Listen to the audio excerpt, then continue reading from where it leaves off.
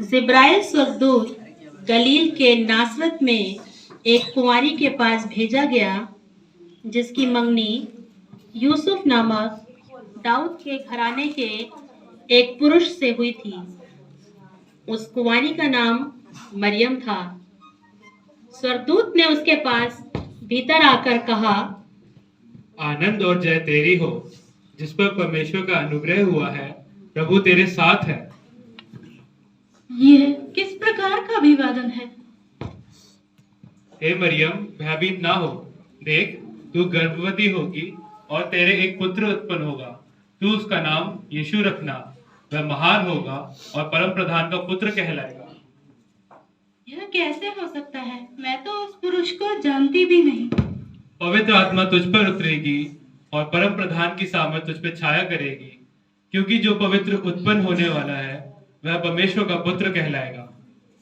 देख, मैं प्रभु की दासी हूँ, मुझे तेरे वचन के अनुसार हो। तब स्वर्गदूत उसके पास से स्वर्ग को चला गया। यीशु मसीह का जन्म इस प्रकार से हुआ कि उसकी माता मरियम की मंगनी यूसुफ के साथ हो गई और उनके इकट्ठे होने से पहले ही वह पवित्र आत्मा की ओर से गर्भवती पाई गई। अतः उसके पति यूसुफ ने, जो धर्मी था और उसे बदनाम करना नहीं चाहता था, उसे चुपके से त्याग देने का विचार किया।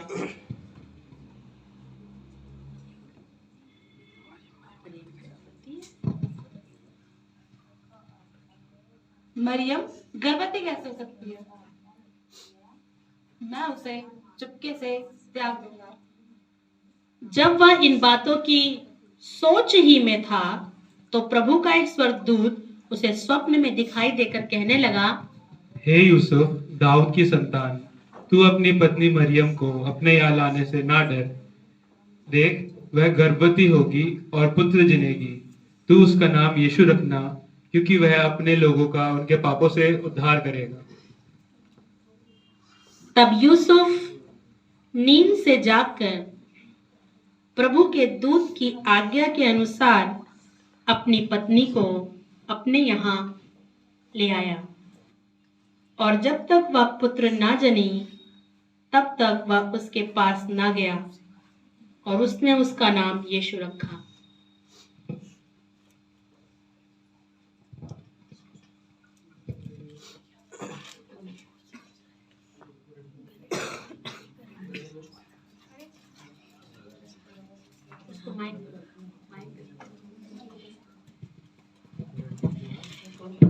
उन दिनों में अगस्तुस कैसर की ओर से सुनो सुनो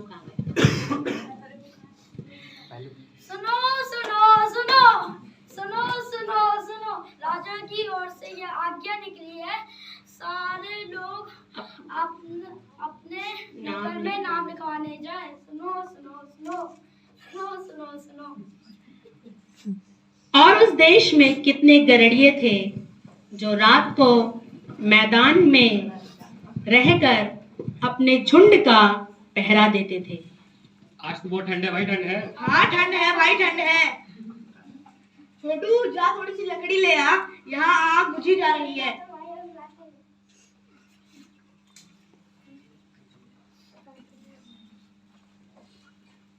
तब स्वर्गदूत ने उनके पास आकर कहा, मत डरो,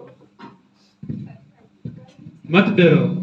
देखो, मैं तुम्हें बड़े आनंद का सुसमाचार सुनाता हूँ कि आज दाऊद के नगर में तुम्हारे लिए एक उद्धारकर्ता जन्मा है और वही यीशु मसीह है।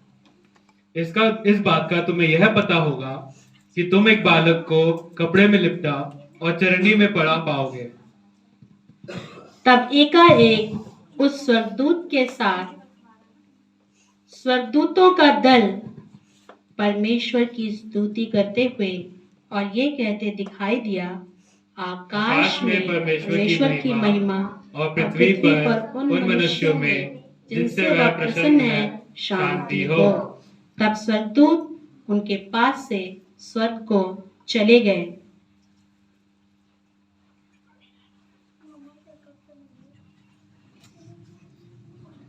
आओ भाइयों, जो हमें स्वर्गदूतों ने कहा है हम उसका जाके ठीक ठीक पता लगाएं। ठीक है ठीक है ठीक है, चलो चलो चलो। तब गरड़ियों ने आपस में कहा, आओ हम बैतलहम जाकर ये बात जो हुई है और जिसे प्रभु ने हमें बताया है देखें।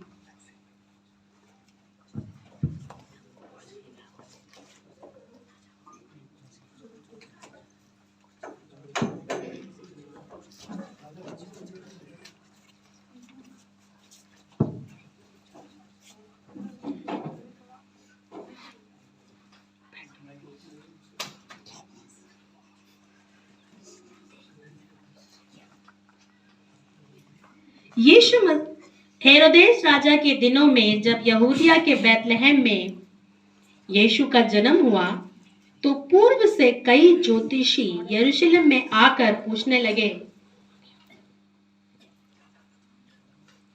कहिए आपको किससे मिलना है? हम पूर्वी देश से कुछ ज्योतिषी आए हैं, हमें राजा से मिलना है। ठहरिए। महाराज की जय हो। महाराज, आपसे पूर्व से कुछ ज्योतिषी मिलने आए हैं। ले आओ। आइए। महाराज की जय हो। बोलिए। हम पूर्वी देश से कुछ ज्योतिषी आए हैं। यहूदियों का राजा जिसका जन्म हुआ है वो कहाँ है, क्योंकि पूर्व में हमने उसका तारा देखा था। राजा मेरे होते हुए राजा, जाओ उस बालक का पता लगाओ और जब वह मिल जाए तो मुझे बताना, ताकि मैं भी उस बालक को प्रणाम कर सकूं।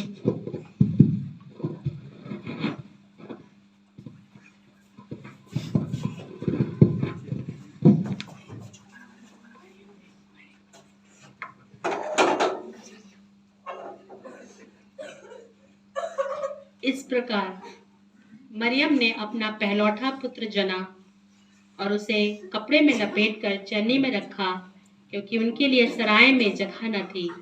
और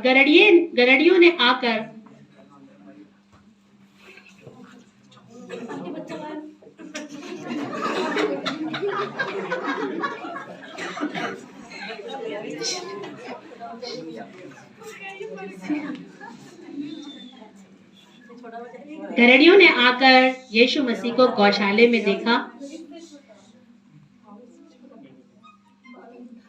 और पूर्व से ज्योतिषी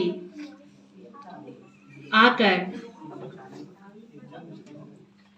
उन्हें सोना मुर लोबान दंडवत किया।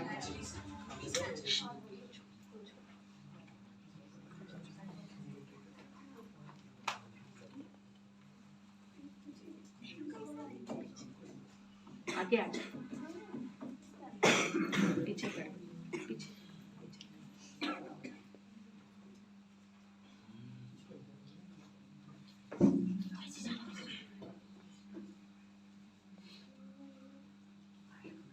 हालेलुया।